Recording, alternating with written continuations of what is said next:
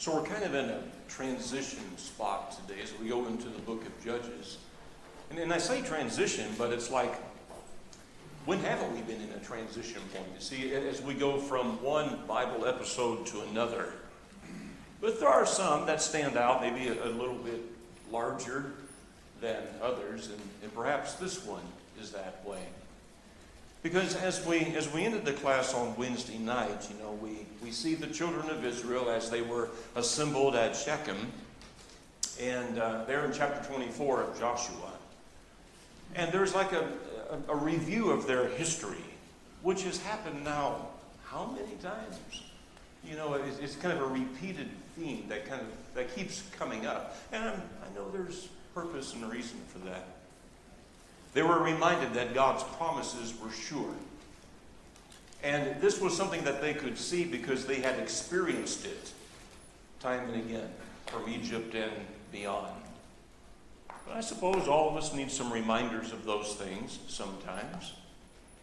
And then there was more or less a renewal of the covenant that they had with God. Not the first time for that. This covenant has been renewed several times up to this point. And so Joshua challenges Israel to serve God. I do want to go back to Joshua 24 for just a moment because this is such an incredibly powerful passage, I think. Joshua chapter 24, we begin at verse 14. Now fear the Lord and serve him with all faithfulness. Throw away the gods your forefathers worshipped beyond the river in Egypt, and serve the Lord. But if serving the Lord seems undesirable to you, then choose for yourselves this day whom you will serve, whether the gods your forefathers served beyond the river, or the gods of the Amorites in whose land you are living. But as for me and my household, we will serve the Lord. I'm not sure how your translation reads, but how many times there did it say serve or serving? 6 or 7 times. It's one of those very obvious points of emphasis.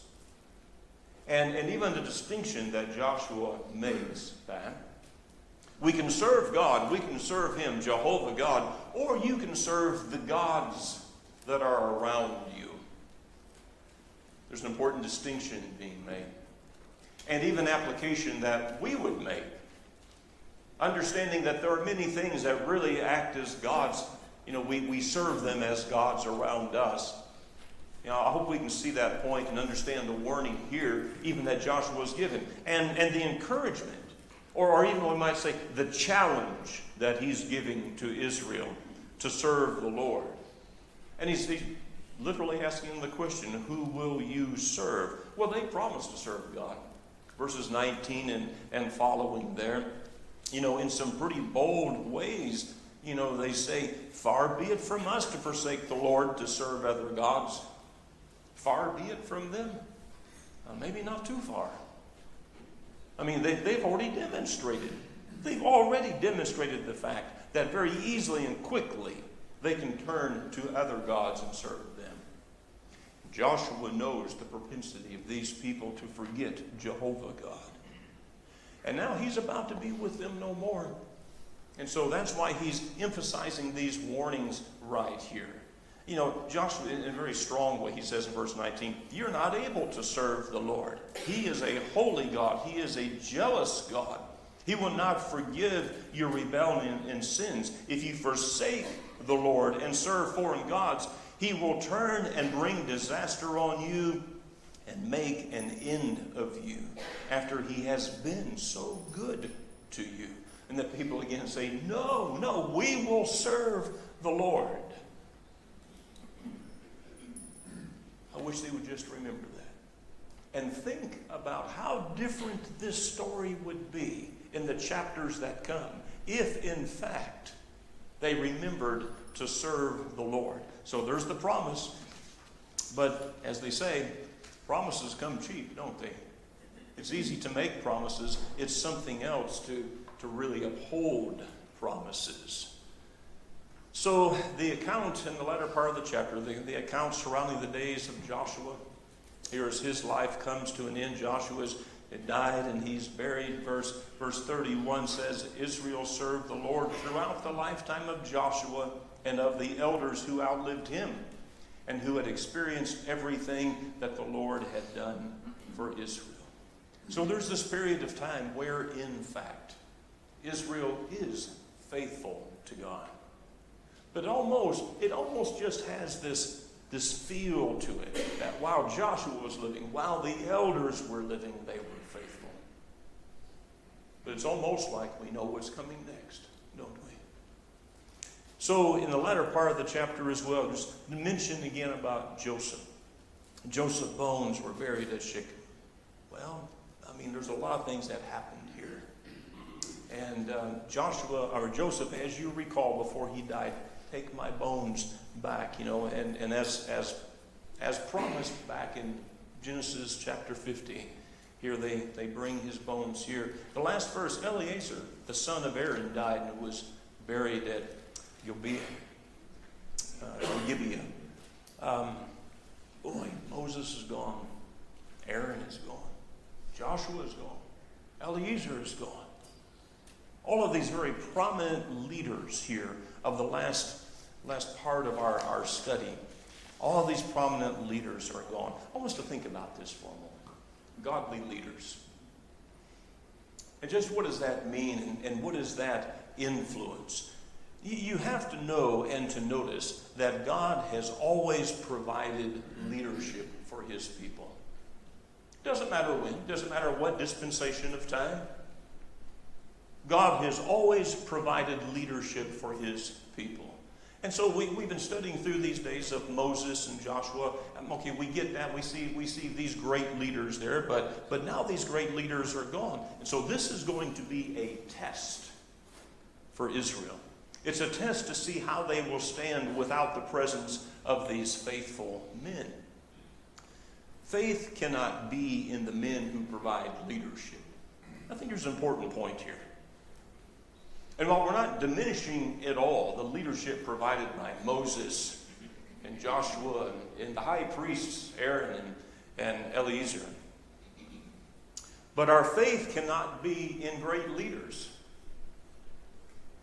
Because those leaders, they'll come and go. And there could be periods of times where there are not great leaders. What will happen to our faith then? And so see, here we're coming into this period of time where some of these leaders who have consumed pages now of our study through the Bible are no more. And so what's going to happen now? And so the question for you. Who represents godly leadership for Israel now? With these men gone, who is it that represents godly leadership for Israel? Now who is it?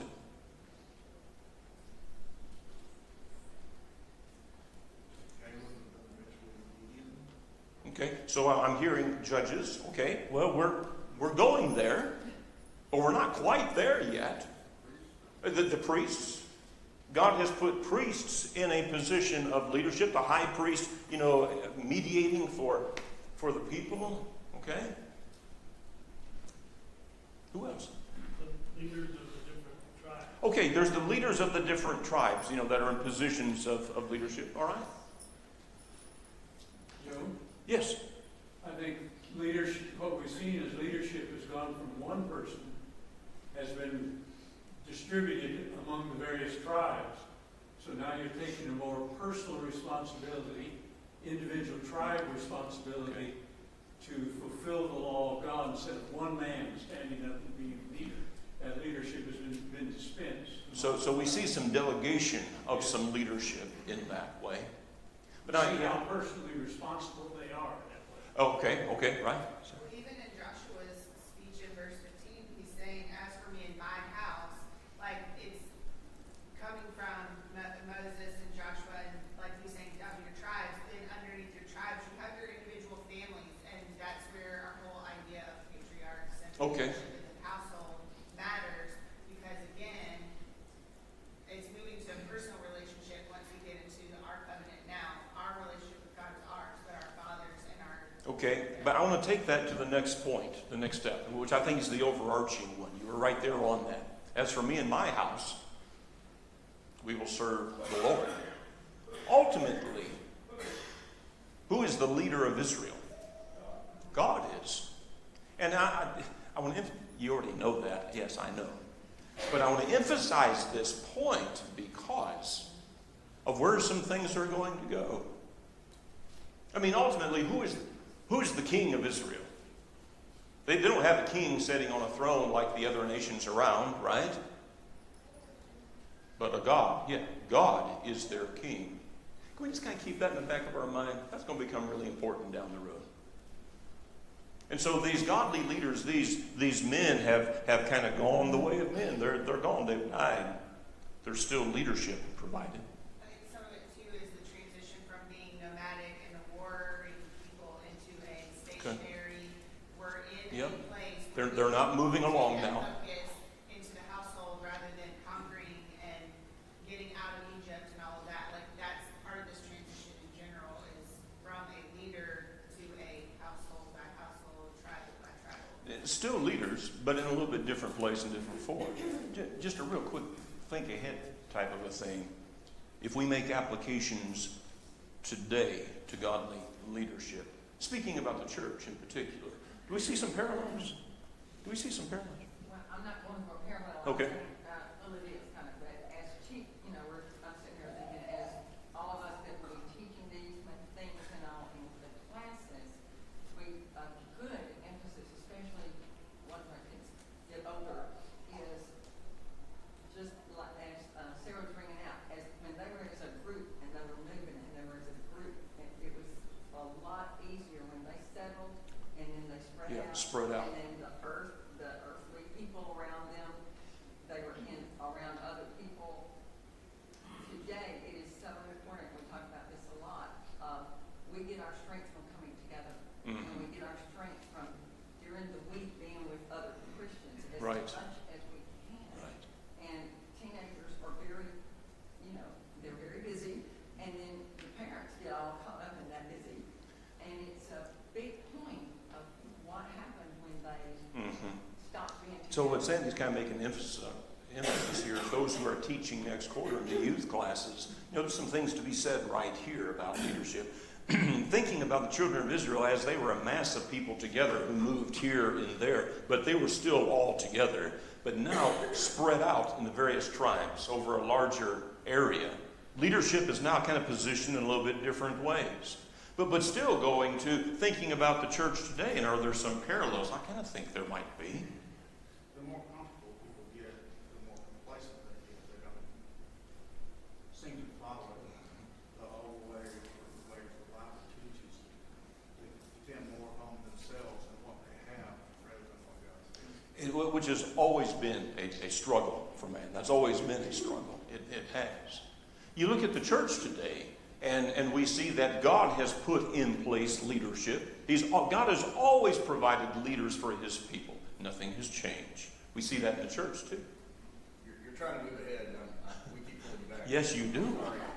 You're killing me today. But the word, or the idea that we're all nibbling at, but we're not saying, is community. Yeah.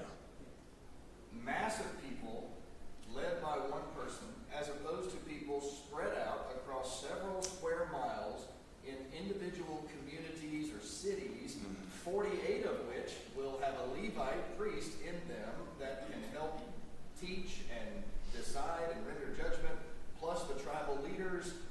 Community is really what they're getting at now. That is where things have transitioned to here. Can I make the parallel to the church, since you just obviously are not? Okay? Here today, in the Lord's church, we find Christians, baptized believers, saved by the blood of Jesus Christ around the world, who gather together in, could we say that, community and congregations, local churches, who have leadership with godly men, elders, shepherds to watch over, to care for, to lead. And yet we all serve, if we go back to this term again, we all serve the same king. We all serve the same. Jesus Christ is the king. raining from heaven above. Much like under the Old Testament law, and into this period of time, here they're in the various tribes, and this God was their king. Now they're going to forget that. And the parallel being is that today as Christians, let's not forget who is the king. Because with Israel, it doesn't go well when they forget the king. Can we just kind of have that floating around somewhere in the back of our mind? That's going to come up as a point of discussion here as we go ahead. All right. Boy, have we got to move now. All right. So we're getting in here to reading in the book of Judges and in chapter 1. That's where we're going. Just to kind of catch the storyline, I actually kind of want to do a bit of reading today because we need to capture this storyline as we start off Judges chapter 1. After the death of Joshua, the Israelites asked the Lord, "Who will be the first to go up and fight against the Canaanites, or fight for us against the Canaanites?" And the Lord answered, "Judah is to go. I have given the land into their hands." Then the men of Judah said to the Simeonites, their brothers, "Come up with us into the territory allotted to us and fight against the Canaanites. We, in turn, will go with you into yours." So the Simeonites went with them. A couple of simple points. Number one, Israel is still looking to the Lord. They are seeking counsel from the Lord. They ask the Lord, what should we do? Who should go first?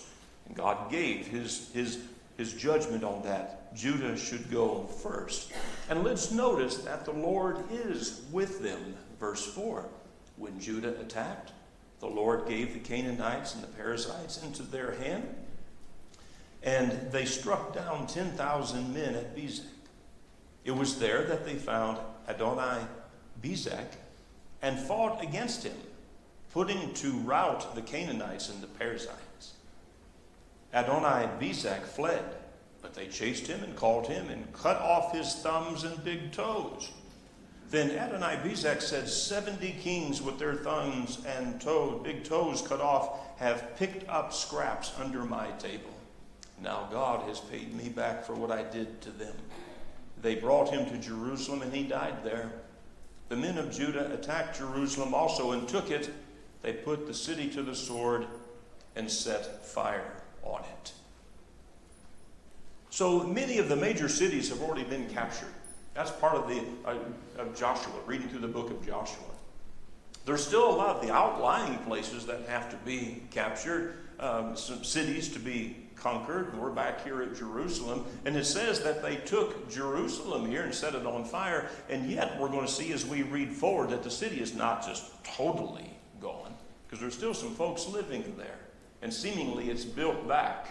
So now we're starting to see, there's pockets of Canaanites throughout the land, in some places more so than others. Previously, the faith of the Israelites has been tested. Their might, I should say, their might has been tested. And it's been proven that when God is with them, there is no force, there is no army that's too big when God is with them. But I think there's a little twist as we go forward here. Now, in a very real way, their faith is going to be tested. Their faith without Moses or Joshua or someone like him staying there saying, "Come, follow me as we follow God." Without that kind of a leader, now their faith is going to really be tested and see what they're going to do. Verse 17 says, "Then the men of Judah went with the Simeonites, their brothers, and attacked the Canaanites living in Zephath. And they totally destroyed the city. Therefore it was called Hormah. The men of Judah also took Gaza and Ascalon and Ekron, each city with its territory." So they continue to move forward. They continue to destroy. And some of these cities mentioned here are some of those kind of down in the southwest part of Canaan. Down close to where the Philistines are at. And so we're getting farther out. There's more of the land now that's being conquered. And then, remember Caleb. In verse 20 it says, verse 20. "As Moses had promised, Hebron was given to Caleb, who drove from it the 3 sons of Anak, The Benjamites, however, failed to dislodge the Jebusites who were living in Jerusalem. To this day, the Jebusites live there with the Benjamites. Interesting contrast here.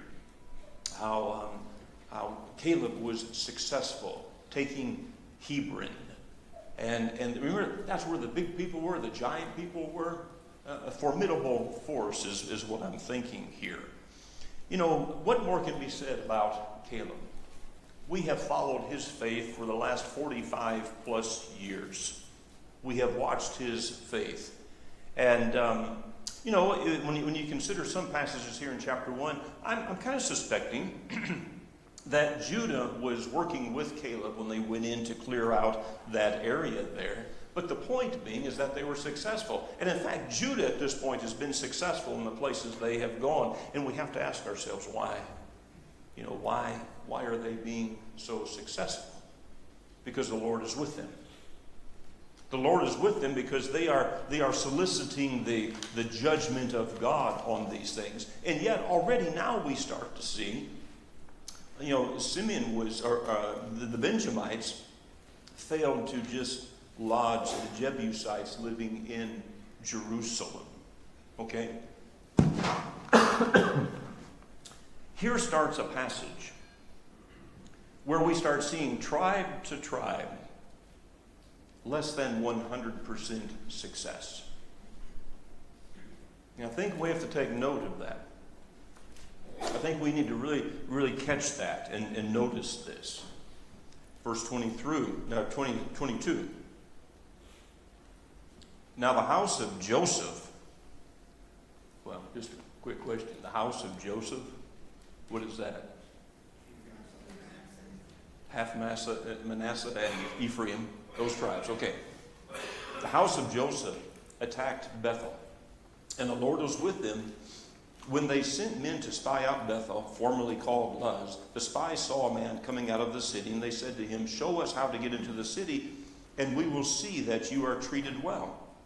And he showed them, and they put the city to the sword, but spared the man and his whole family. Then he went to the land of the Hittites, where he was, thank you, Todd, that's what I need, where he built a city and called it Luz, which is its name to this day. All right, okay, so you kind of appreciate the guy that came and showed them how to get into the city, but what did they do? They let him live. Exactly what God said not to do. Now, he's gone and built another city. We're going to read about Luz again in the future. Okay? We keep reading. But Manasseh did not drive out the people of Bethshan, or Tanakh, or Dor, or Iblim, or Megiddo, and their surrounding settlements, for the Canaanites were determined to live in that land. And that starts the story that continues through the rest of this chapter. Tribe by tribe, wherever they went, they were not destroying all of the inhabitants. They were not destroying those who were worshipers of foreign gods and idols. And you remember how God had warned through Moses that if you do that, these people will be a thorn in your side, and they will lead your children away. You remember? Just as a reminder, shortly before Moses died, they took the second census. After the generation that came out of Egypt, after they died in the wilderness, right before the people crossed over the Jordan, shortly before, they do another census in Numbers 26. And I mention that because you read about these tribes that are going to fight, and Numbers 26 tells you how many fighting men they had when that second census was taken. I know we're several years later, but the number is going to be pretty close to what's there in Numbers 26.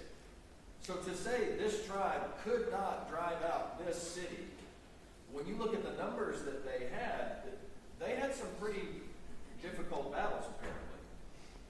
Well, difficult battles, for sure. Fighting against people who are entrenched, who have lived there all of their lives, who have built their cities. They have something to fight for.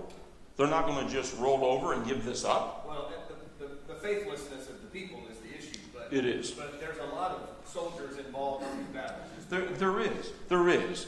But even given that, though, even given that, there have been how many times that Israel has gone against armies that were bigger and stronger, and yet they were successful because God was with them? And so, like, what is happening now? Wayne? I think it might be logical to note that when God is with men, when the men are doing what God has asked them to do, they are successful.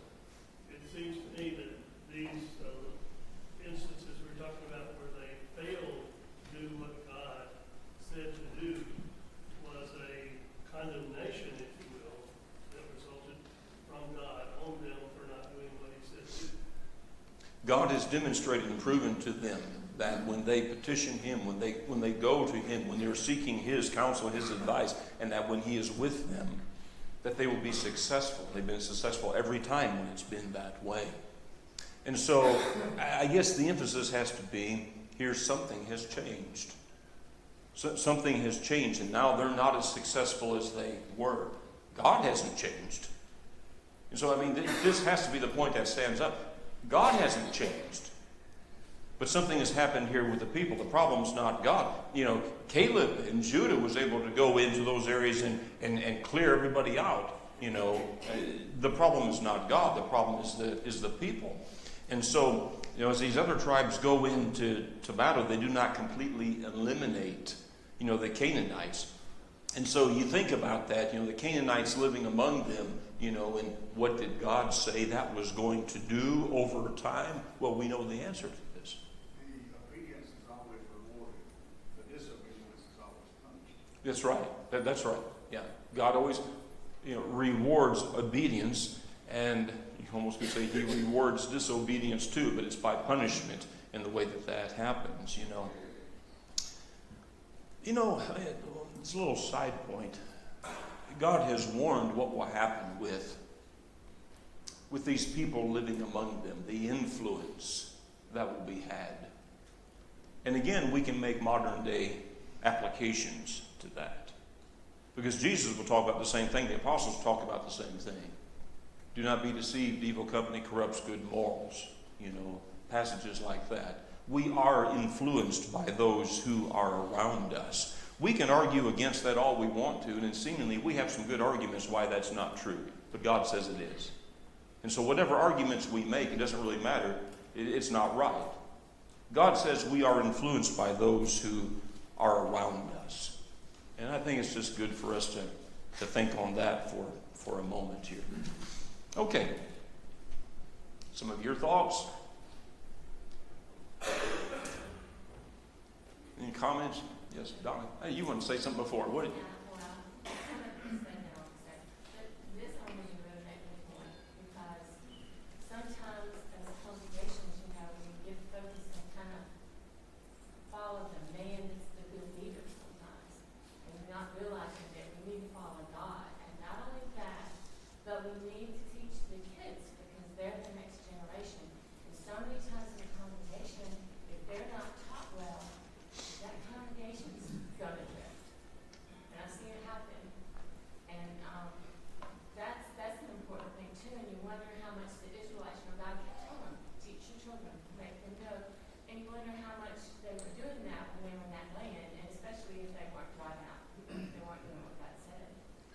Not all of them. So we're soon to come up in this point in chapter 2, Donna, going along with what you say. What happens in a generation or two? Where we see it, where we see the children of Israel make some very drastic turns away from God. Well, you and I have both seen the same things happened in churches over time. There's a generation where teaching is not as pointed, where teaching is not as doctrinal, where teaching is just not as good. And we see what happens in a generation. Churches that just turn away from the Bible pattern completely. It didn't happen overnight. It happened over time. And so for those teaching next quarter in the youth classes, I'm thinking like this is a huge point to be making about what happens with Israel when they're going in. Now they're trying to clear out some of the land and they're not being successful. Not totally, at least. They may have been calling it success because they had routed some people out of the cities, but they did not take away the enemy like God said to do. And that's going to come back around, and it's going to catch them. And so then the application today, if we don't do what God would have us do completely, totally as He says, that'll catch us too. It'll catch up. Companion New Testament. Again, for teachers that very point is James 1:16-18, because it uses the phrase that God brought us forth. And just like that, He brings us forth out of sin, out of the world, but we must take His gifts and stay with Him. James 1, chapter 16, if you're writing that in your notes, God brings us forth to a place where we can follow, we can be His people. What are we going to do with that? That really becomes the question for us. As we get into chapter 2, we're not very far into the story of Judges here. And we're going to see, well, number one, beginning in verse 1 and following, God is upset with Israel. The angel of the Lord went up from Gilgal to Bochim and said, I brought you up. That kind of little emphasis, he said. The angel said, I brought you up out of Egypt and led you into the land I swore to give to your forefathers. I said, I will never break my covenant with you, and you shall not make a covenant with the people of this land, but you shall break down their altars. Yet you have disobeyed me. Why have you done this? Now therefore I tell you, I will not drive them out before you. They will be thorns in your sides, and their gods will be a snare to you. When the angel of the Lord had spoken these things to all the Israelites, the people wept aloud, and they called that place Bochim. There they offered sacrifices to the Lord. Interesting scene. You know, it's like a lot of biblical scenes. It's like it's hard to picture or imagine exactly what this was and what it did look like.